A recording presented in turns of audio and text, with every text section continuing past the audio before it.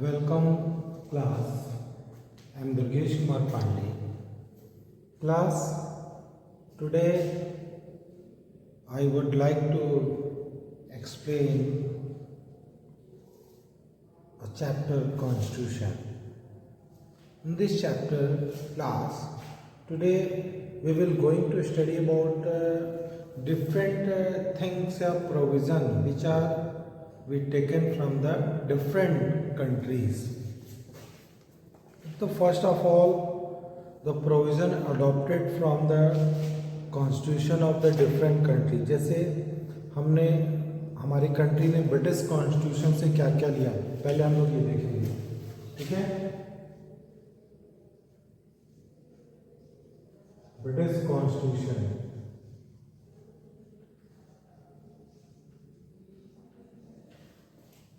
देखो class, British constitution से हमारे कंट्री ने क्या क्या अडॉप्ट किया, इंडिया ने क्या क्या अडॉप्ट किया. The first thing,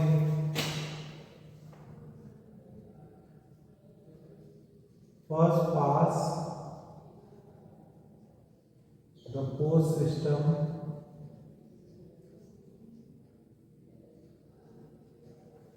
first past the post system. तो this provision is taken from the UK, यानी ब्रिटेन से लिया गया है. And the second system is parliamentary form of the government.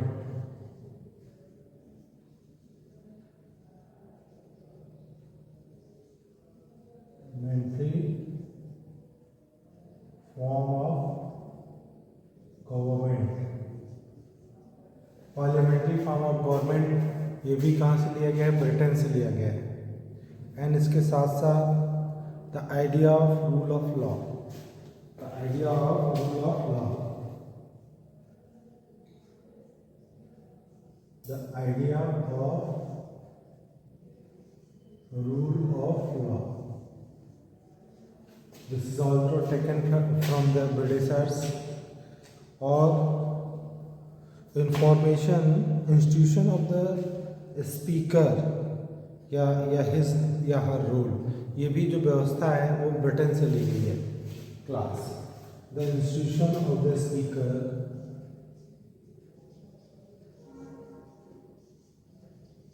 Institution of speaker, और उसके जो रोल है एंड और या his role. Institution of speaker और उसके जो रोल हैं वो भी क्लास हमारे ब्रिटिश कॉन्स्टिट्यूशन से लिए गए हैं. First thing, and this is second provision, third provision, fourth provision, fifth provision. In class 11, these are the 5 provisions taken from the British Constitution. The first thing is first pass the post system. The second thing is the parliamentary form of government and the idea of rule of law and institution of speaker and his her role. ये जो 4 provision है आपके class, ये आपके British constitution से India ने adopt किया है. And class, what are the another provision which the India was taken from the United State of America. तो यूएसए से यूएस कॉन्स्टिट्यूशन से क्या लिया,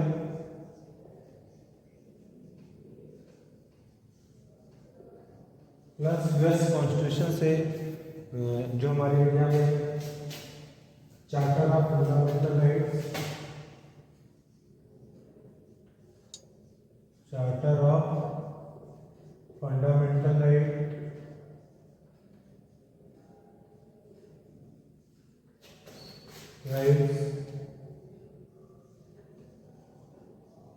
charter of fundamental rights.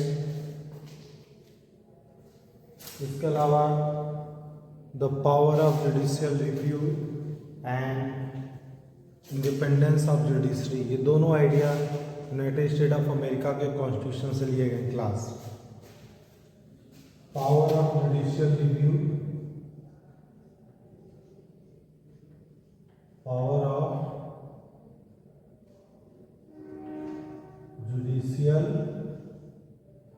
Review,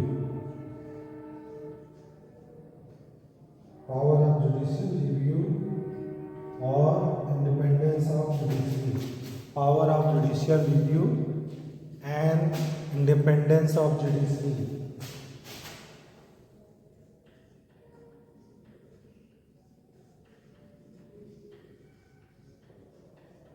independence of the judiciary.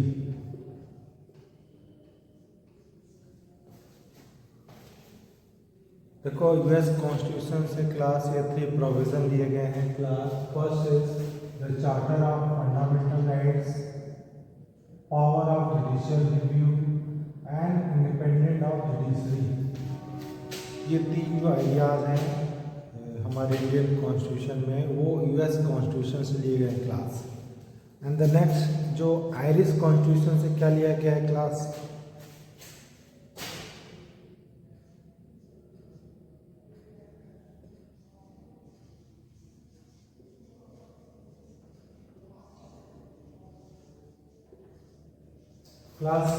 Irish constitution से क्या क्या लिया गया है class. The first thing is directive principle of the state policy,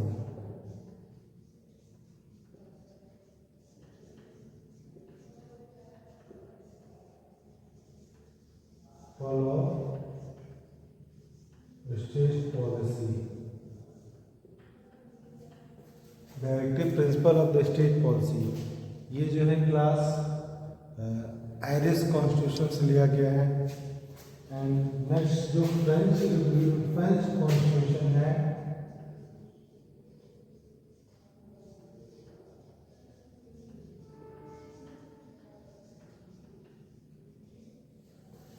French जो कॉन्स्टिट्यूशन है वहां से principle of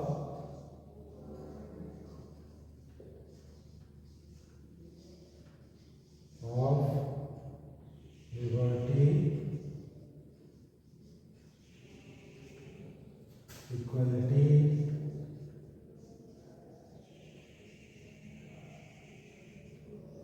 and fraternity.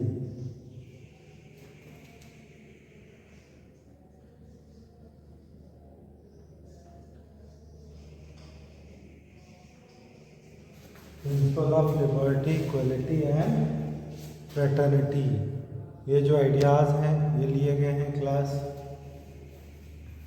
And जो फ्रेंच रिवॉल्यूशन है वहाँ से फ्रेंच कॉन्स्टिट्यूशन से आपके the principle of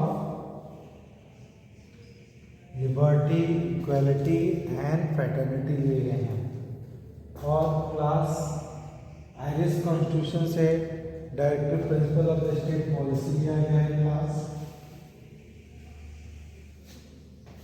and one more thing class, the Canadian constitution से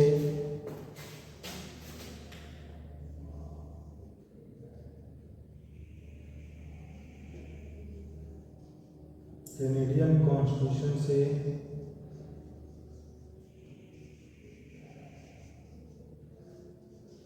कैनेडियन कॉन्स्टिट्यूशन से क्या लिया गया है, काजी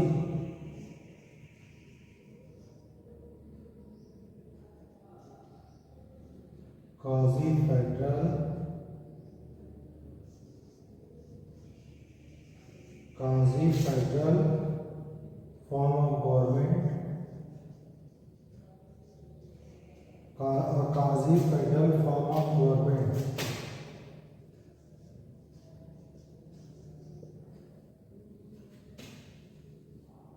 देखो quasi federal form of government क्या होता है। देखो क्लास, जहाँ पर central government is more powerful than the state government, तो ऐसा जो फेडरल सिस्टम होता है जिसमें सेंट्रल गवर्नमेंट को स्टेट गवर्नमेंट से ज़्यादा पावरफुल बनाया जाता है, तो this is known as quasi federal, means half federal.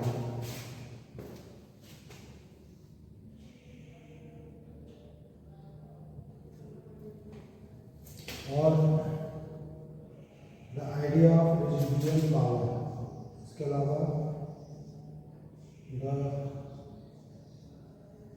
Idea of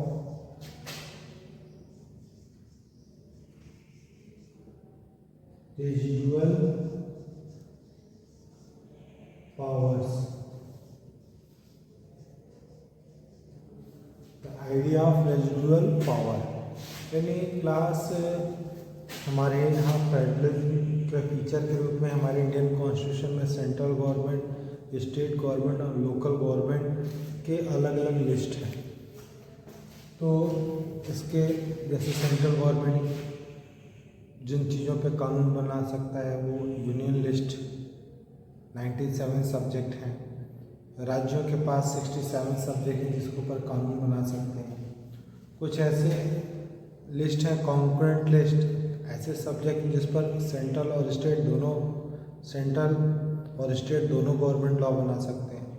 बाकी कुछ नए नए जो इश्यूज़ आ रहे हैं, नए नए जो मैटर हैं, उनके ऊपर कानून बनाने के लिए जो रिमेनिंग चीज़ें हैं वो सेंट्रल गवर्नमेंट के पास ही रहेंगी। तो आइडिया ऑफ रेजिडुअल पावर यानी कि जो नए नए मैटर हैं, उनके ऊपर जो नई नई चीज़ें आ रही हैं, उनके ऊपर लॉ बनाने का राइट जो है सेंट्रल गवर्नमेंट को होता है। तो ये रेजिडुअल पावर का जो आइडिया है, it was taken from the Canadian constitution से लिया गया है क्लास। तो क्लास वंस अगेन मैं आपको बता दूं कि ब्रिटिश कॉन्स्टिट्यूशन से मोस्ट ऑफ द चीज़ें हमारे इंडिया में ब्रिटिश कॉन्स्टिट्यूशन से ली गई हैं। गवर्नमेंट एक्ट ऑफ इंडिया 1935 में के जो बहुत सारे प्रोविज़न थे, मोस्ट ऑफ द वो हमारे इंडिया ने उसको अडॉप्ट किए हैं। मोस्ट ऑफ द चीज़ें, लगभग आधी चीज़ें वहाँ से अडॉप्ट कर ली गई हैं वो।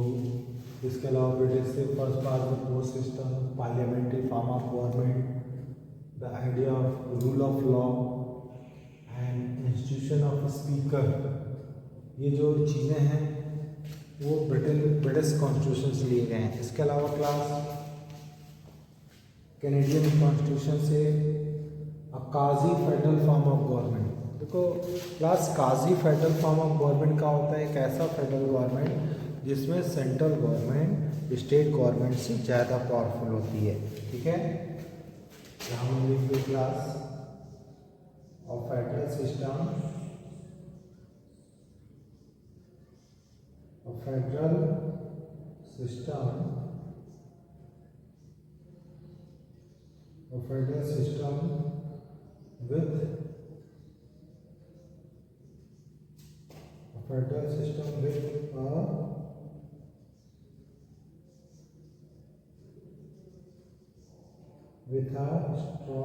central government.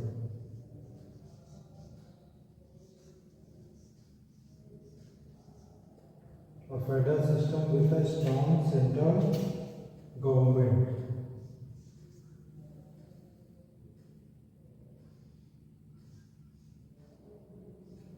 A federal system with a strong central government. ये जो आइडिया है class, a federal system with a strong central government, ऐसा फेडरल सिस्टम जिसमें केंद्र सरकार राज्य सरकार की तुलना में स्ट्रांग हो, तो यह सिस्टम जो है काजी फेडरल सिस्टम कहलाता है। तो quasi federal system of the government in Canadian constitution से लिया गया है। And similarly the idea of residual power is also taken from the Canadian constitution.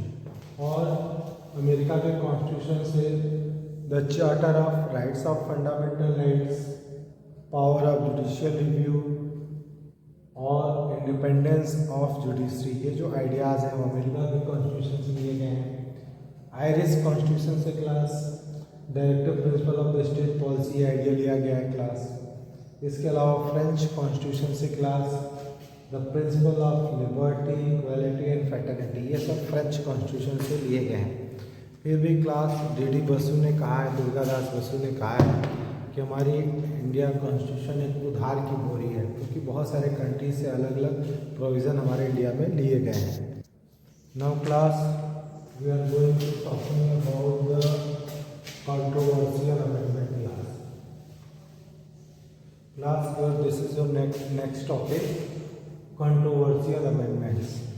देखो क्लास, हमारे इंडियन कॉन्स्टिट्यूशन में बहुत सारे अमेंडमेंट ऐसे हुए हैं जो काफ़ी जिसमें विरोधाभास अपोजिट व्यूज़ रही है लोगों के बीच में.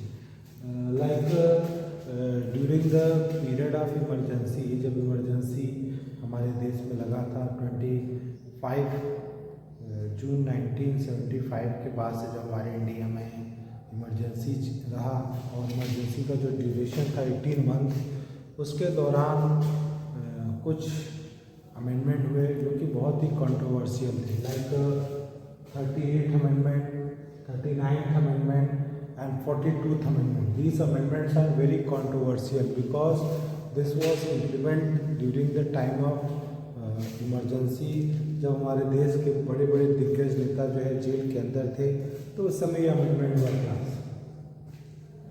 और इन अमेंडमेंट्स में जैसे 42th अमेंडमेंट है, इसमें कॉन्स्टिट्यूशन के बहुत बड़े हिस्से में बदलाव किया गया, चेंजेस किए गए. जैसे कुछ मैं चेंजेस की बात कर रहा हूँ. जैसे Lok Sabha was extended from 5 to 6 year. अब लोकसभा का जो टेन्योर है 5 to 6 ईयर कर दिया गया क्लास. एंड सिमिलरली जो जुडिशरी की जो रिव्यू पावर थी उस पर भी तमाम तरह के प्रतिबंध लगा दिए गए. जो जुडिशरी की जो रिव्यू पावर थी उस पर भी तमाम तरह के बंदिशें लगा दी गई क्लास. एंड इसके अलावा क्लास जो हमारे प्रियम्बल में भी चेंजेस आए, बहुत मतलब हमारे कॉन्स्टिट्यूशन के बड़े हिस्से में बदलाव किया गया. That is why 42th amendment है, इसको हम लोग मिनी कॉन्स्टिट्यूशन भी बोलते हैं, क्योंकि संविधान के हमारे कॉन्स्टिट्यूशन के एक बड़े पार्ट में चेंजेस हुआ था. That is why we call 42th amendment as a mini constitution class. और क्लास इसके अलावा जो 43rd एंड जब इलेक्शन होता है तो कांग्रेस की सरकार 1977 में कांग्रेस चुनाव हार जाती है, और फिर जो नई सरकार आती है जनता पार्टी की, तो उसने जो बहुत सारे चेंजेस हुए थे वो उसको वापस ले लेती है. जैसे कि भाई 43rd एंड 44th अमेंडमेंट, ये जो दो अमेंडमेंट होते हैं, इनके थ्रू जो है वो पुरानी चीज़ों को, जो भी इसमें जो विवादित है उनको ख़त्म किया जाता है. जो नई सरकार ने जो 43rd और 44th अमेंडमेंट किया, उसमें जो भी कंट्रोवर्शियल अमेंडमेंट चीज़ें थी उनको ख़त्म किया गया, कैंसिल किया गया इस 43rd एंड 44th अमेंडमेंट में क्लास. यानी जो भी गलतियाँ हैं उसको सुधारा गया. तो हमारे कॉन्स्टिट्यूशन में बहुत सारे ऐसे अमेंडमेंट्स हुए हैं जो के ऊपर काफ़ी विवाद रहा है. ड्यूरिंग द इमरजेंसी जब बहुत सारे प्रोमिनेंट लीडर जेल में थे, तो कांग्रेस ने जो ये अमेंडमेंट किए वो, जैसे कि केशवानंद भारती का जो फैसला था कि हमारे कॉन्स्टिट्यूशन के का एक बेसिक स्ट्रक्चर है और उस बेसिक स्ट्रक्चर में बदलाव मुमकिन नहीं है. पार्लियामेंट संविधान कॉन्स्टिट्यूशन के हर हिस्से को नहीं बदल सकता.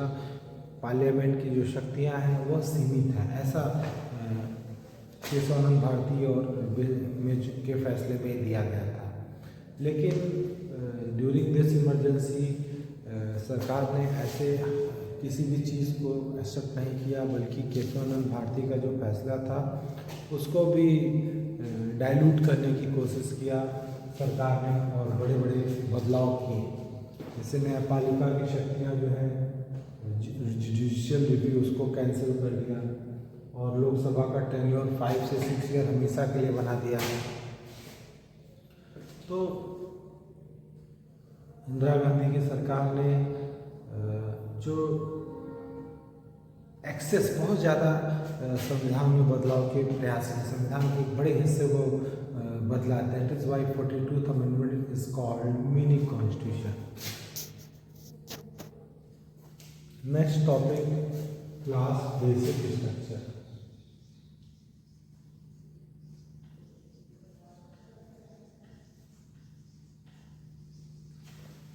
basic structure and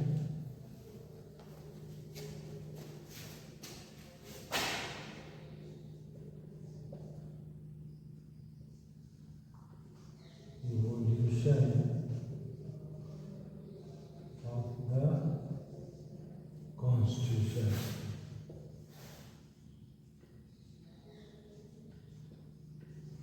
class what is basic structure? देखो, Keshavananda Bharati versus state government के बीच में जो विवाद चला, उसमें 1973 में केशवानंद भारती केस में सुप्रीम कोर्ट ने ये कहा कि हमारे कॉन्स्टिट्यूशन का एक बेसिक स्ट्रक्चर है और उसमें बदलाव मुमकिन नहीं है।